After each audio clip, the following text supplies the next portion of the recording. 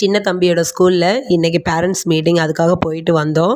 தம்பி வந்து எனக்கு சிக்கன் ரைஸ் வேணும்னு சொல்லிட்டான். சரி ஓகேன்னு சொல்லிட்டு கொஞ்சம் ஸ்நாக்ஸ் எல்லாம் வாங்கினோம். அப்புறமா வீட்டில் வந்து நம்ம சிக்கன் ரைஸ் செஞ்சுக்கலான்ட்டு வந்துட்டோம்.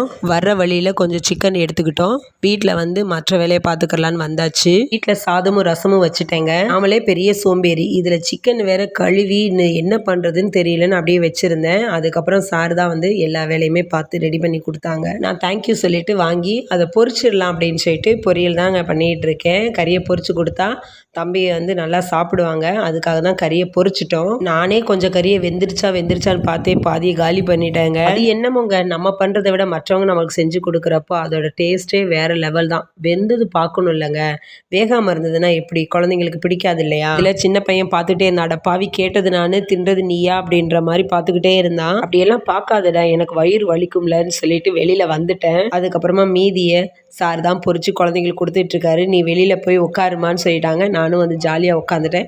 இனி சாப்பிட கூப்பிட்றப்ப நம்ம போய் சாப்பிட்லாம். ஓகேவாங்க? இந்த வீடியோ பிடிச்சா லைக்